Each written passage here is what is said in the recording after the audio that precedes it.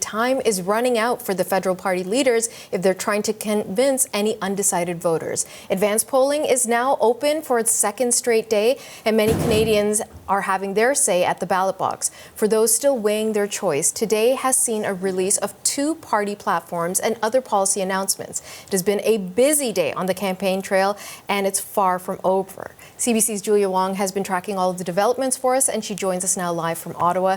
So, Julia, lots and lots to cover. Let's start with those party platforms. We heard from Liberal leader Mark Carney early in the day. Lay out what he told us.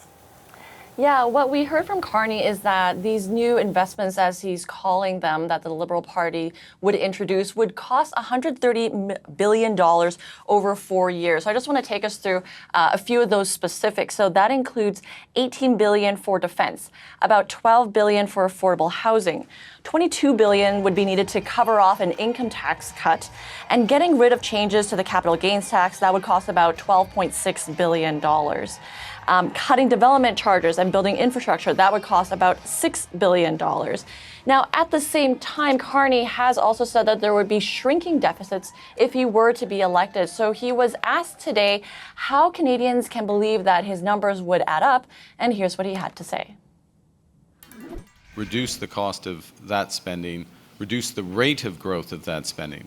And then the second thing that we're doing, very importantly, so that's spending less. And the second thing that we're doing is we're not spending that amount of money, we're investing that amount of money. So we're using very limited government resources to catalyze enormous private sector investment.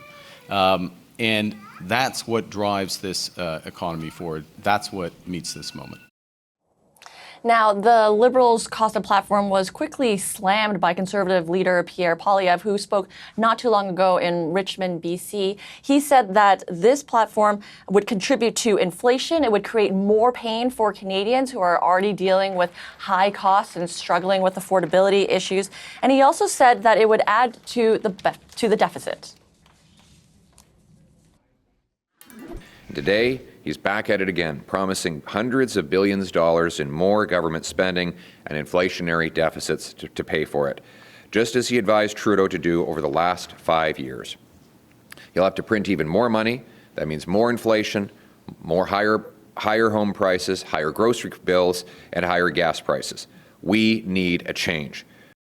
Now, the Conservative Party has not released its cost of platform yet. Poilievre only saying today that it would be available soon. Now, another party that also attacked the Liberals' cost of platform is the NDP. Jagmeet Singh and his party released their platform today as well. I want to take us through just a couple of those highlights. They would spend $46 billion over 4 years so that every Canadian would be able to get a family doctor, an issue we know has been plaguing people across this country. Slashing the GST on essential goods, that would cost about $18 billion. A middle-class tax cut would cost about $48 billion. And all of this and others would add $48 billion to the deficit over 4 years. So Singh was asked, at such a turbulent time when we are dealing with a trade war with the United States, when there can be so much uncertainty because we never know what may come out of the mouth of U.S. President Donald Trump, is this something we should be doing? Is this something that Canada can afford right now? And take a listen to his response.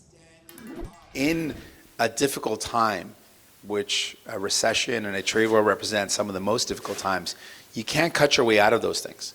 You actually have to make investments. Now, other parties are acknowledging that. Mark Carney's talked about making investments, but he's also talking about massive cuts.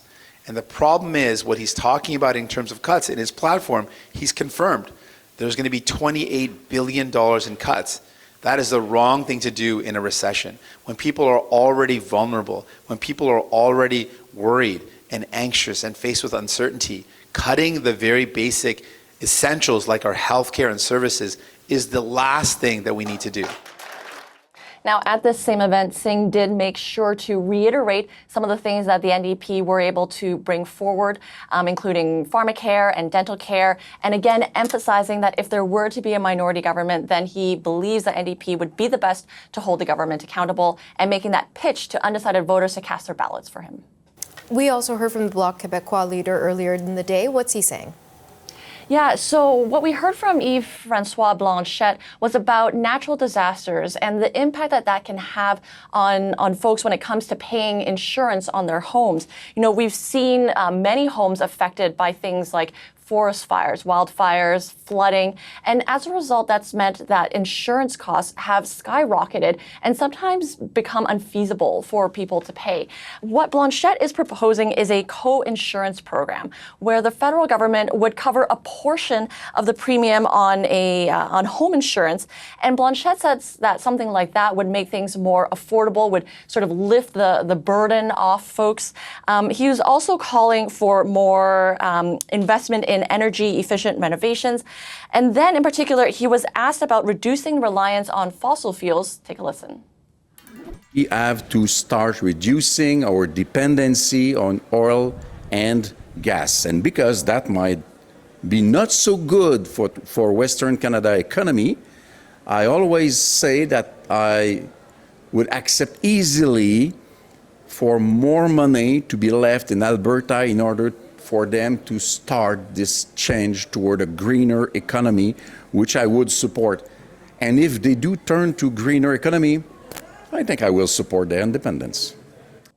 Now, polls suggest that Carney and the Liberals are the front runner in this race. And it was interesting to note that in his remarks today, Blanchette said that while Canada may have chosen Carney to become Prime Minister, though we don't know that yet, obviously, he says that people can still vote for parties who can keep the Liberals accountable, suggesting that, again, if there were to be a minority government, that the Bloc Québécois would be the ones who would be able to help out in that case. Whole lot going on, and you've been on track of all of it for us, on top of all of it for us. Thank you so much, CBC's Julia Wong in Ottawa.